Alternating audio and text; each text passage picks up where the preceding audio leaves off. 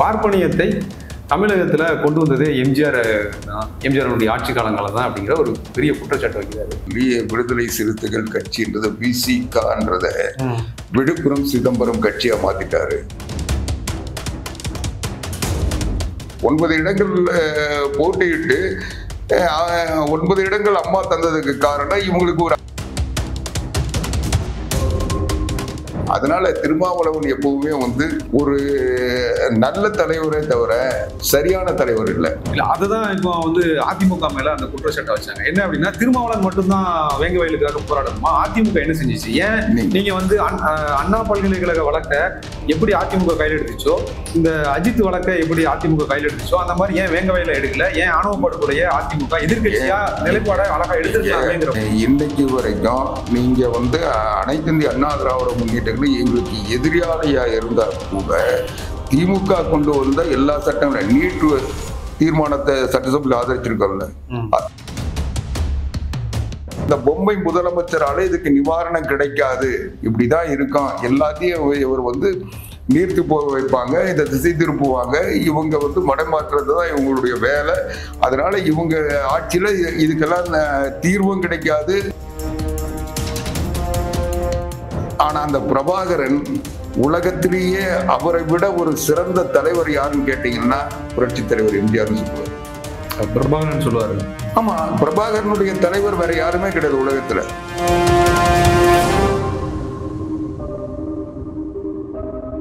நிம்மதி property management. Contact 7667008800. வணக்கம். நம்மோடு இன்று இணைந்திருப்பவர் அதிமுகவின் செய்தி தொடர்பாளர் ஆவடிக்குமார் அவர்கள். வணக்கம் சார். வணக்கம் சார். ரொம்ப சந்தோஷம் சார் உங்களை சந்திச்சது. மகிழ்ச்சி சார். இப்போ என்டிஏ கூட்டணி அமைஞ்சதிலிருந்து ஆளும் கட்சி தரப்புலையும் மற்ற கட்சிகள், ஆளுங்கட்சியினுடைய கூட்டணி கட்சிகளும் தொடர்ந்து குற்றச்சாட்டு வைக்கிறது இந்துத்துவாவை உள்ள கொண்டு வந்துருவாங்க, பிஜேபி அதிமுகவை கபாலிகரம் பண்ணிடுவோம், அழிச்சிருவோம், அழிச்சிட்டு பிஜேபி இங்கே காலுன்றதுக்கான வேலைகளை தொடர்ந்து பண்ணிட்டு இருக்காங்கிற குற்றச்சாட்டை தொடர்ந்து வச்சுட்டே இருக்காங்க. இதே மாதிரி தான் இன்னைக்கு திருமாவளவன் அவர்கள் பேசும்போதும் பார்ப்பனியத்தை மிக முக்கியமான குற்றச்சாட்டை வச்சார். அதாவது பார்ப்பனியம்ங்கிறது ஒரு இந்துத்துவ சக்தி அப்படிங்கிற மாதிரியான துணியில தான் அவர் அந்த குற்றச்சாட்டை வைக்கிறார். பார்ப்பனியத்தை தமிழகத்துல கொண்டு வந்ததே எம்ஜிஆர் தான், எம்ஜிஆருடைய ஆட்சி காலங்களில் தான் அப்படிங்கிற ஒரு பெரிய குற்றச்சாட்டு வைக்கிறாரு. இதுக்கு நீங்க என்ன பதில் சொல்ல போறீங்க சார்? இல்ல, திருமாவளவன் இன்னைக்கு அரசியல் பேசுறாரா இல்ல எது வேணா பேசுறாரான்றது தெரியல. ஏன்னா அவர் ஒரு நிலையான நிலைப்பாட்டில் இல்லை. அவருக்கு இந்த தேர்தல் ஒரு பதட்டமா மாறி இருக்கு. திமுக கூட்டணியில தொடர்றதா, அங்க பாட்டாளி மக்கள் கட்சி உள்ள நுழைஞ்சிருமா, அது நுழைஞ்சிட்டா நம்மள நடுத்தரவுக்கு போயிரும் என்ற பயம். அதுல அதிமுக பாரதிய ஜனதா கட்சி கூட சேர்ந்ததுனால இவருக்கு மாற்று இடம் இல்லை. அவர் கட்சியை தூக்கி நிறுத்துவார்னு நினைச்ச ஆதவ அர்ஜுனா போய் விஜய் கூட சேர்ந்துட்டாரு. இப்படி இன்னைக்கு அந்த கட்சியில இவர் நிலைப்பாட்டை ஏத்துக்கிறவங்களை விட எதிர்க்கிறவங்க தான் அதிகம். இன்னைக்கு திமுகவை அவர் ஒரு 13 வருஷம் கூட்டணியில் இருக்குன்னு சொல்லி விடுதலை சிறுத்தைகள் கட்சின்றத விசிகான்றத விழுப்புரம் சிதம்பரம் கட்சியா மாத்திட்டாரு. இப்போ அந்த 2 தொகுதி நாடாளுமன்ற தொகுதி இருந்தா போதும் நிலையில திமுகவும் இவங்களை வச்சிருக்காங்க. அதை தாண்டி இவங்களை செயல்பட விடுறதில்ல, சிந்திக்க விடுறதில்ல. 12 சீட்டு வேணும்லாம் கேட்டு இருக்காங்களே. 25 சீட்டு கூட அவர் சொன்னாரு. 4 ஓட்டு திமுகவுக்கு வந்தா அதுல 1 ஓட்டு எங்க ஓட்டுன்னு சொன்னார்ல. அப்போ அதுக்குரிய இடம் கேட்கறதுக்கு தைரியம் வேணும்ல. இப்போ 4ல் 1 பங்கு இவர் திமுக கூட்டணி ஓட்டுல, 4ல் 1 பங்கு விடுதலை சிறுத்தைகள் ஓட்டுன்னா அதுக்குரிய பிரதிநிதித்துவம் கேட்கறதுக்கு என்ன தடை? அப்போ இவர் அவங்கள பார்த்து பதுங்குறாரு, பம்புறாரு, பயப்படுறாரு, அந்த கூட்டணி விட்டு வெளியே போயிட அனுப்பிட போறாங்கன்னு இன்னைக்கு நழுவுறாருன்னு தான் பொருள். நிச்சயமா விலக முடியாது. ஏன்னா இவருக்கு அடுத்த நிலையில் இருந்தவங்க மல்லை சத்யா மதிமுக நிலை தான் இவருக்கும். திமுக எந்த கட்சியும் இவருக்கு அவங்களுக்கு சாதகமா இருக்கிற வரைக்கும் தான் அந்த கட்சியை வச்சிருப்பாங்க.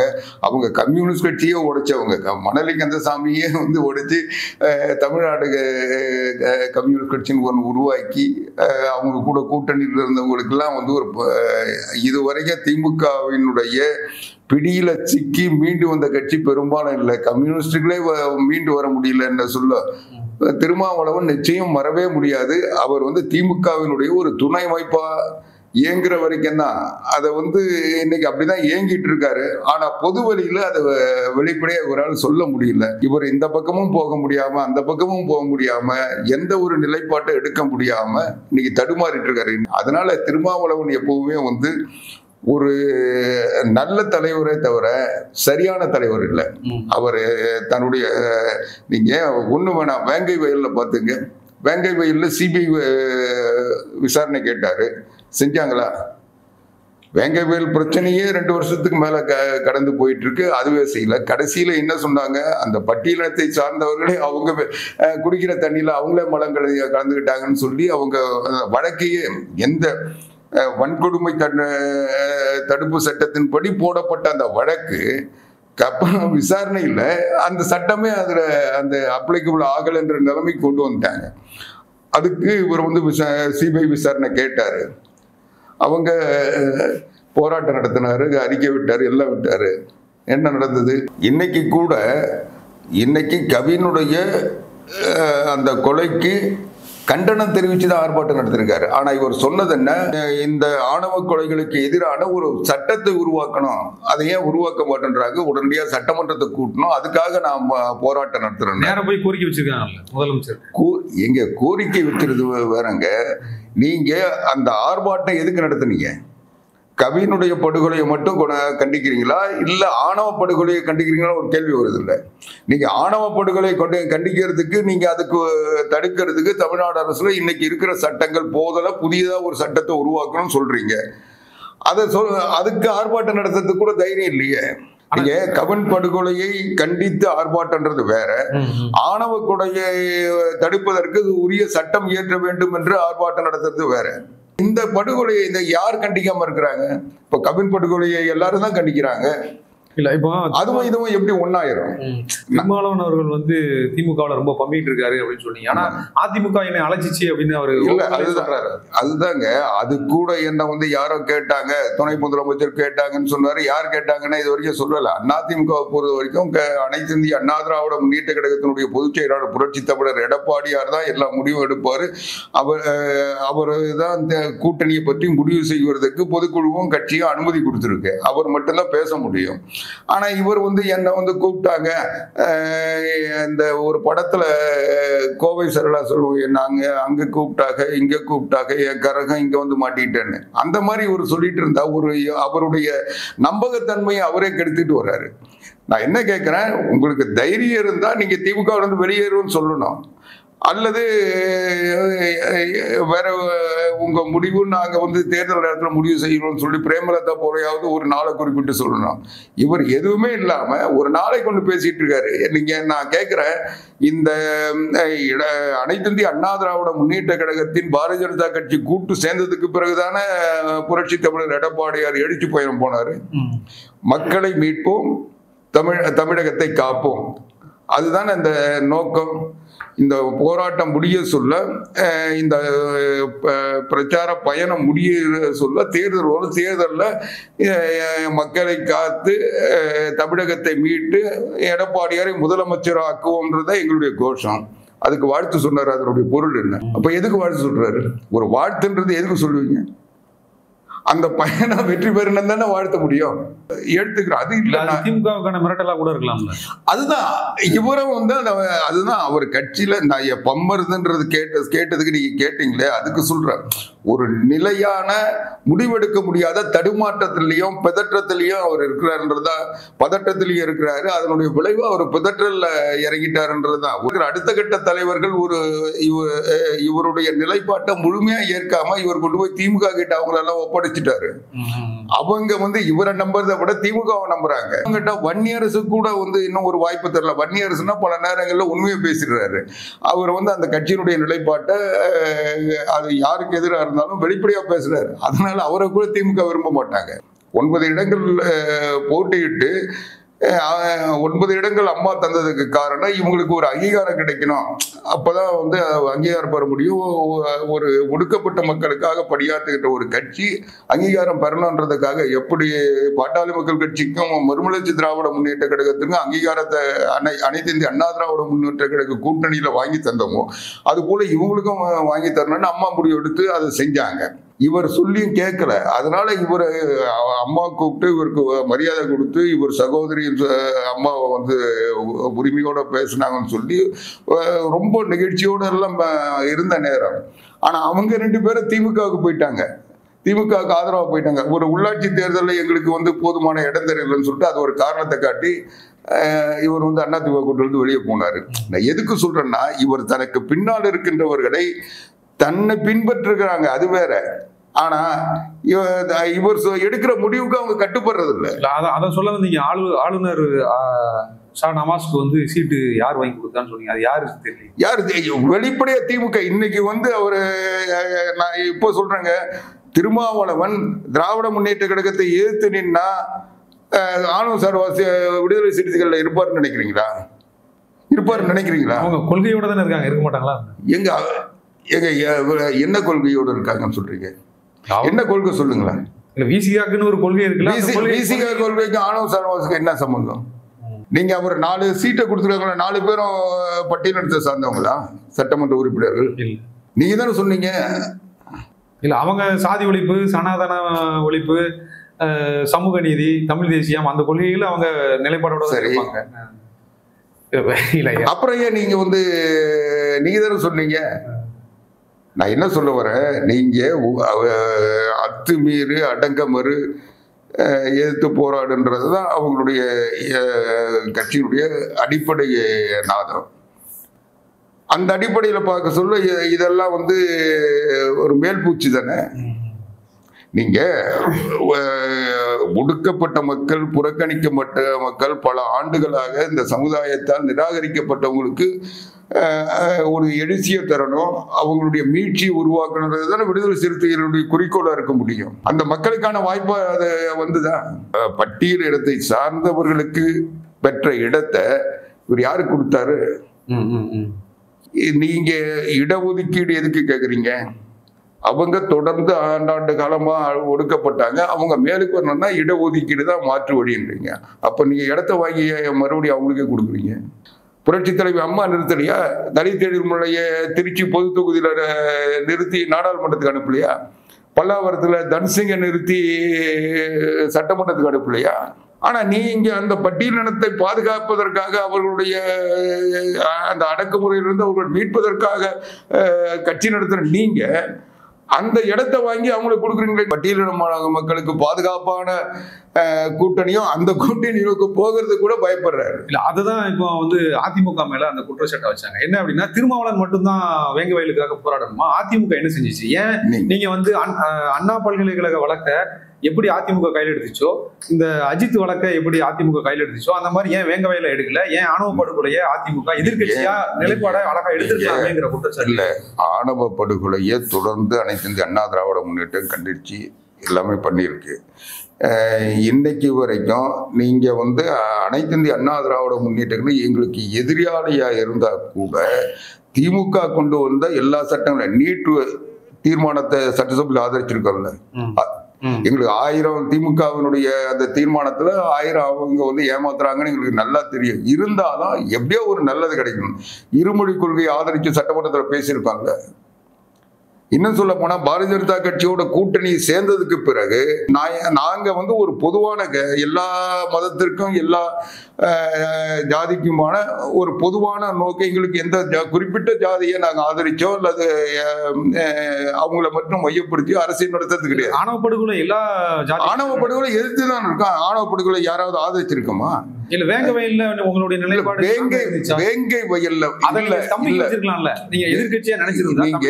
நீங்க வேங்கை வயல்ல என்ன நடந்ததுன்றது வந்து அந்த நேரத்தில் சொன்ன உடனே எல்லாரும் எதிர்ப்பு தெரிவித்தோம். எல்லாரும் அனைத்து இந்திய அண்ணா திராவிட முன்னேற்றங்கள் பேசியிருக்கீங்கன்னு சொன்ன சட்டசபையிலும் பேசியிருக்கோம். ஆனால் இவங்க அந்த வழக்கையை நிறுத்து போக வச்சு அதுக்கு பிறகு அந்த எந்த கேஸினுடைய மூலம் எது,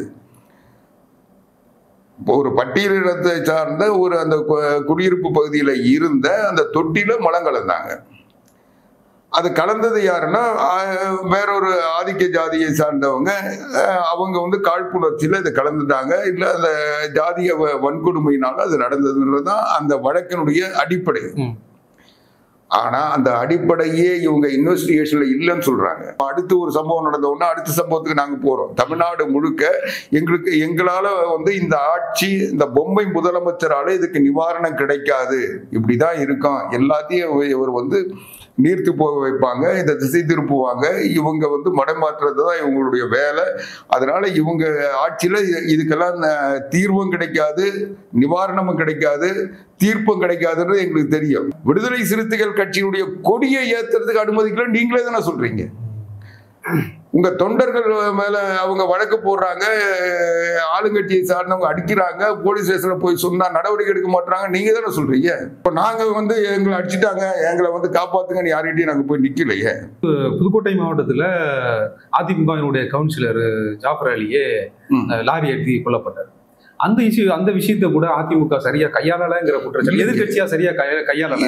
இல்லைங்க, நம்பிக்கை வச்சிருக்கலாம். நீங்க வந்து பெரிய அளவுல நீங்க வந்து திமுக நீங்க சொல்றது எனக்கு புரியுது. ஏன் எதிர்கட்சியா சரியா செயல்படல? எதிர்கட்சியா வந்து முழுமையா செயல்படுது.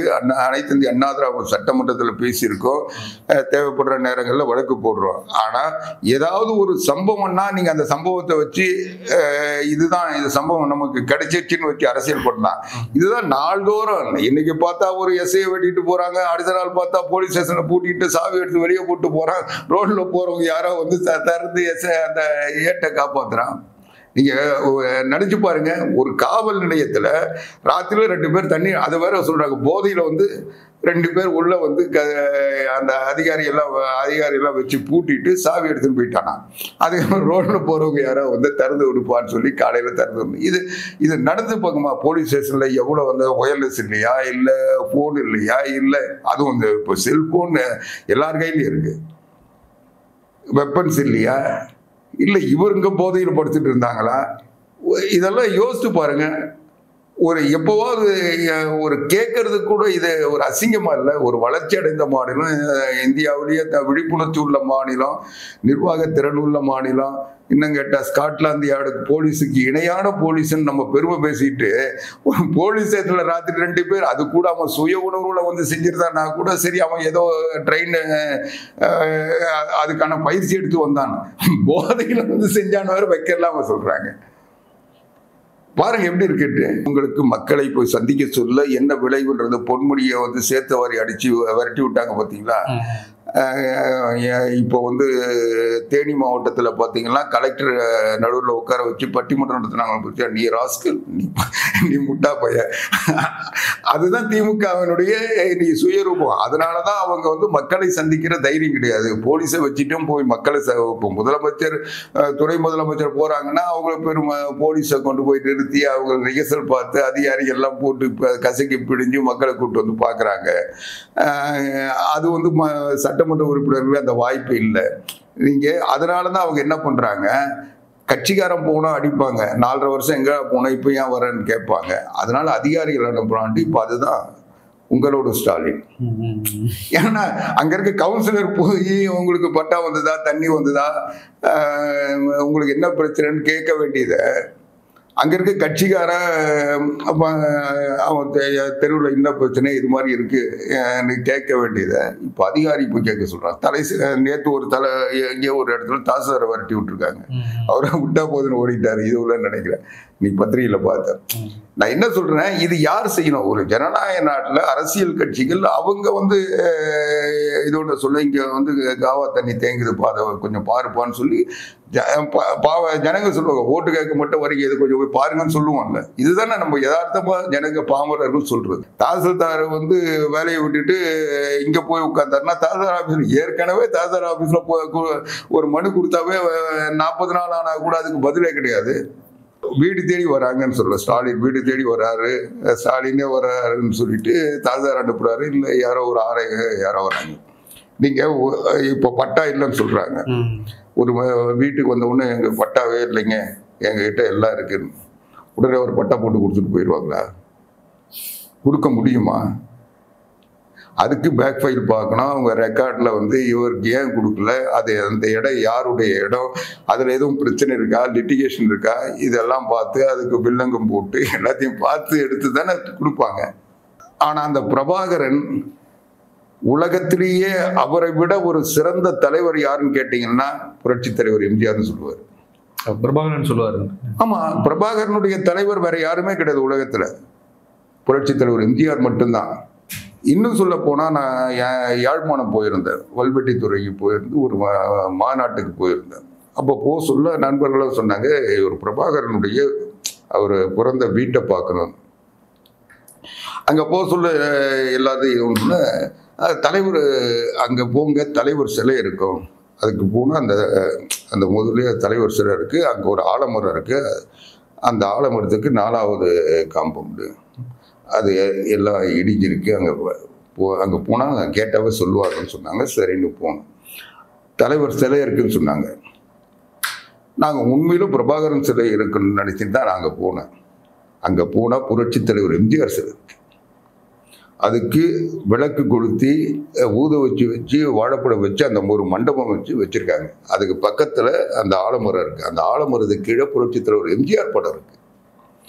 அதில் அங்கே கூட்டிகிட்டு போனாங்க. அங்கே பார்த்தா அந்த இடிஞ்சு ஒரே ஒரு அந்த குட்டி சுவர் மாதிரி ஒன்று இருக்குது. அதில் கூட அந்த பிரபாகரன் இல்லைன்றதெல்லாம் அடித்து தூண்டிருக்காங்க. அங்கே அடையாளமே புரட்சி தலைவர் எம்ஜிஆர் தான். நான் எதுக்கு சொல்கிறேன்னா, இவர் வந்து பிரபாகரனை உண்மையாக நேசித்திருந்தாருன்னா, உண்மையாக அவர் மேலே பற்று இருந்தாருன்னா புரட்சி தலைவர் எம்ஜிஆர் விமர்சிக்க மாட்டார். புரட்சி தலைவர் எம்ஜிஆர் இந்தியாவில் இருக்க தமிழர்களுக்கு மட்டும் இல்லை, இலங்கையில் இருக்க தமிழர்களுக்கும் அவர் தான் தலைவராக இருந்தார். உலகத்திலேயே வந்து தமிழர்களுடைய அடையாளமாக இந்த நூற்றாண்டு பார்க்கறது பிரபாகரன். ஆனால் அவரே தலைவராக ஏற்றுக்கிட்டது புரட்சி தலைவர் எம்ஜிஆர். அவருக்கு வந்து அவர் இல்லைன்னா பிரபாகரன் வந்து இந்த அளவுக்கு வளர்ச்சி அடைந்திருக்கவே முடியாதுன்றது பிரபாகரனே பல நேரங்களில் சொல்லியிருக்காரு. அப்படிப்பட்டவர் இவர் பேசுறதுக்கு முன்ன கொஞ்சம் யோசித்து பார்த்துருக்கணும்ல. ஏன்னா அவர் வந்து எப்பவுமே வந்து அவர் திருமாவளவன் அவர்களை விமர்சிக்கணுன்றது நோக்கம் இல்லை. ஆனால் புரட்சி தலைவர் எம்ஜிஆரை விமர்சிக்கின்ற பொழுது அவரை விமர்சிக்கிறது எனக்கு தப்பே இல்லை. இந்த காங்கிரஸ் கட்சியை வந்து பிரபாகரனை அடிச்சது, ஈழத்தமிழர்கள் கொண்டு குவிச்சதுனால அந்த அழகிரியை சேர்த்துக்கிட்டு மன்மோகன் சிங் ஆட்சி இருக்க சொல்லி இவங்க இலங்கைக்கு போனாங்கல்ல. அப்போ ராஜபக்சே பார்த்தாங்களா, ராஜபக்சேவருடைய அலரி மாளிகையில விருந்து கொடுத்தாங்கல்ல. அது வந்து எனக்கு வேற எதுமோ தகவலை சொல்லி கூட்டு போயிட்டாங்க, எனக்கு தெரியாது. அப்போ நாளைக்கு எங்கேயாவது கூட்டு போய் யாராவது இது ஒன்னா இவர் போயிடுவாரா? அலரி மாளிகையில விருந்து கொடுத்தாங்கல்ல, விருந்து சாப்பிட்டாருல்ல. சாப்பிட்டதுக்கு பிறகு ராஜபக்சே என்ன சொல்றாரு, கையை பிடிச்சிருந்தேன், என்ன உங்க அண்ணன் எங்க எப்படி இருக்காரு, உங்க அண்ணன் கூட சேர்த்து நீங்களும் போயிருப்பீங்கன்னு பார்த்தேன்னு சொன்னார்ல. சொன்னாரா இல்லையா? இதை விட வெக்கக்கேடு. அதுக்கு பிறகு எல்லாருக்கும் ஒரு பரிசு பொட்டி கொடுத்தாருல்ல, அதை வாங்கிட்டு வந்தாரா இல்லையா? இவங்க எல்லாருக்கும் கொடுத்தது பத்தாதுன்னு கருணாநிதி ஒன்று சேர்த்து கொடுத்து அமிச்சாங்கல்ல.